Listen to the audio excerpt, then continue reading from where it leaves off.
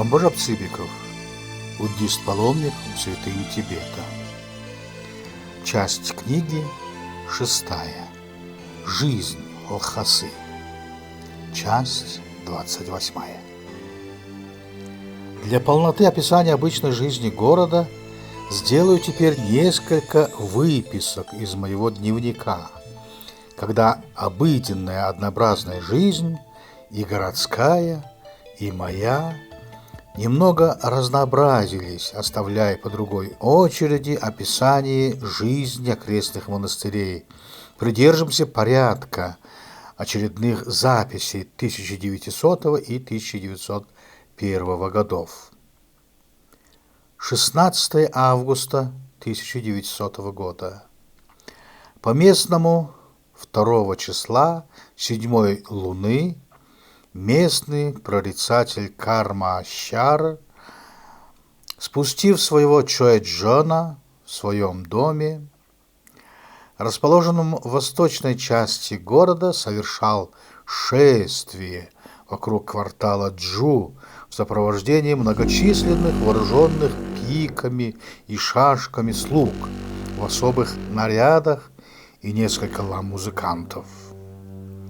Густая толпа народа следовала за ним, 2 прислужников поддерживали его под мышками, в большом шлеме с изображением человеческих черепов и развивающимися флажками, одетый в пеструю парчевую одежду с искаженным до нельзя лицом, шел он ускоренными шагами, порывисто покачиваясь из стороны в сторону.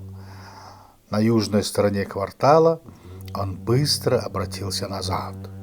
Толпа в испуге остановилась и через минуту в страшном смятении отстранилась на обе стороны. Прорицатель бросил в толпу меч, который во время шествия он держал в правой руке.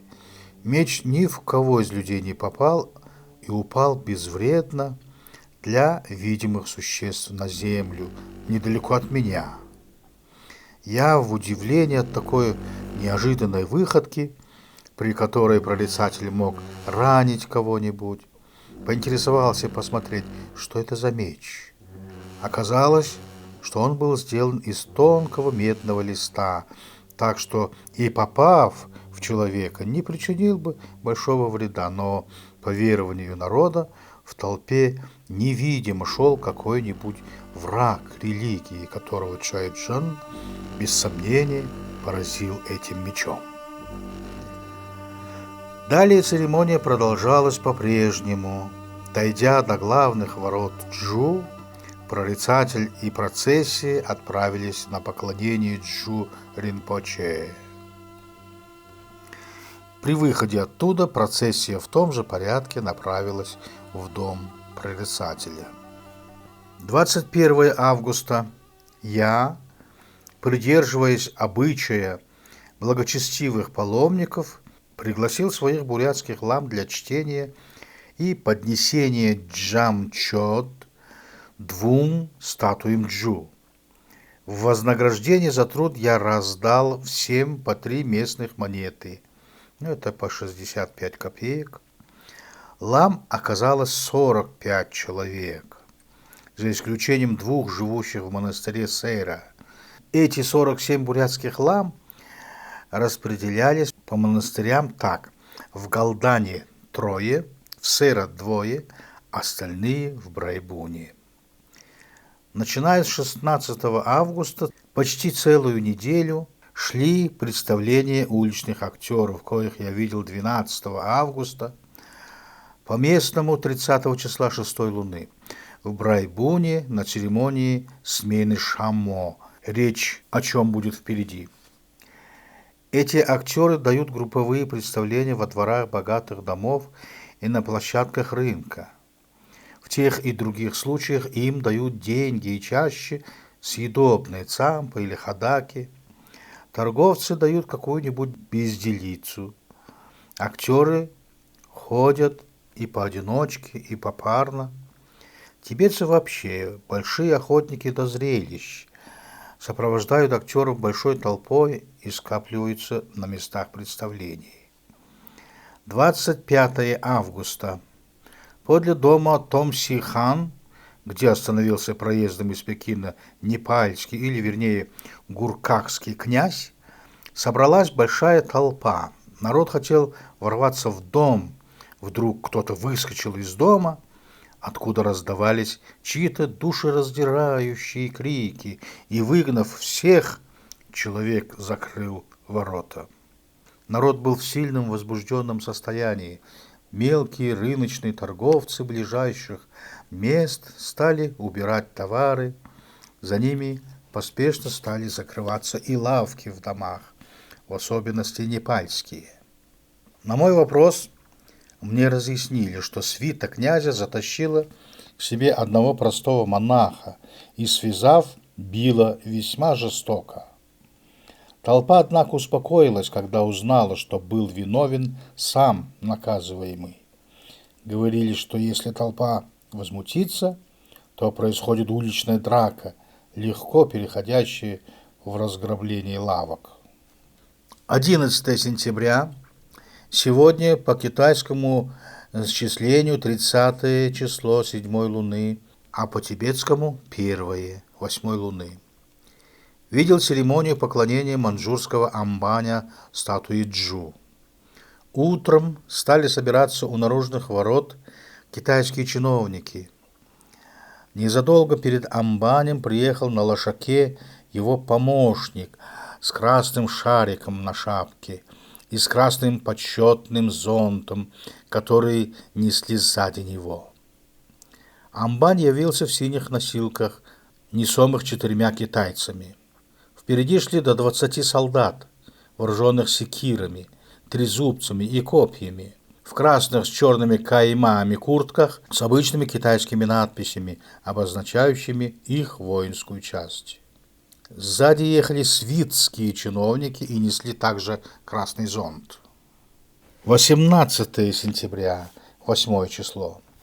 Процессия, состоящая приблизительно из 30 человек тибетских чиновников и лам, верхом объехала посолонь квартал Джу и направилась в сторону китайского амбаня. Мне объяснили, что это едут для осмотра казенных хлебов, посеянных и сжатых в окрестностях города. Действительно, при вечернем их возвращении можно было видеть на копьях хлебные колосья, пестро украшенные цветами. 18 ноября. Нам пришлось видеть одну церемонию, исполненную совместно 2 дацанами джут. Тибетское правительство, оповещенное тогда об известных беспорядках в Китае, потребовавших вмешательства оружия европейцев, заказало обоим дацанам джут чтение книги Дордокшетрапалы с приготовлением 2 ссоров и опрокидыванием котла. Для исполнения этого поручения монахи 2 упомянутых дацанов 3 дня собирались во дворе Большого Джу и читали вышеназванное сочинение. В назначенный день, это 8 ноября 900 года, собралась депутация от Сеннбра-Гасума, то есть 3 главных монастырей в 500 человек. Все монахи дацанов Джут во главе с настоятелем Галдана и депутаты с высшими хутухтами по определенному церемониалу вышли на восточную сторону города, где приготовлены были солома для сожжения ссоров и большой котел с чаем, в который было наложено много масла и яств. Первыми отправились на церемонию духовные Сенбра-Гесума, впереди коих шел старший Шамо Брайбуна с пачкой зажженных курительных свечей.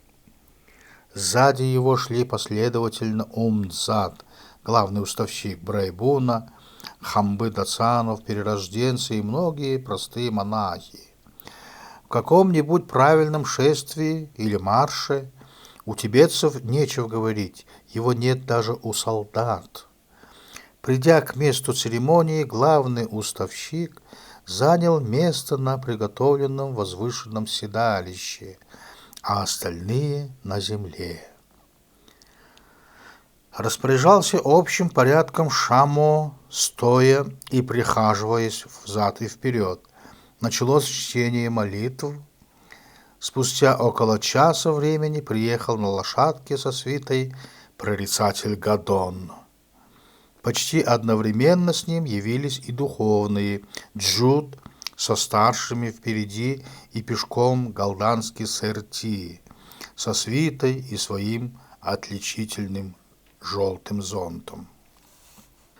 Сначала сожгли ссоры, затем в особой палатке прорицатель Гадон, о котором слово впереди, спустил Чоэджона и отправился к котлу, куда собрались и все монахи.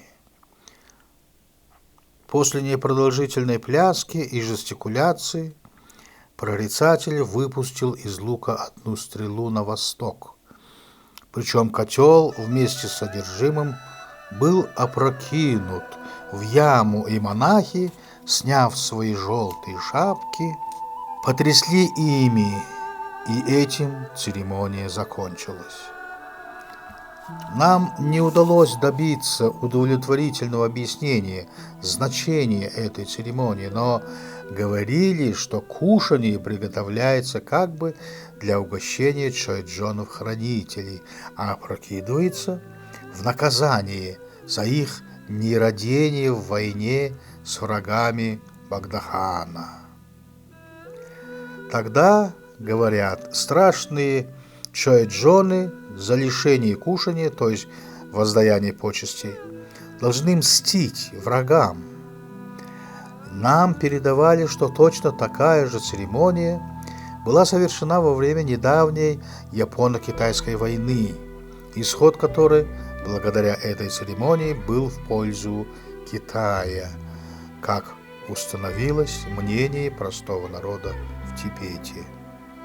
4 февраля 1901 года я был на поклонении у Далай-ламы, как обыкновенный богомолец.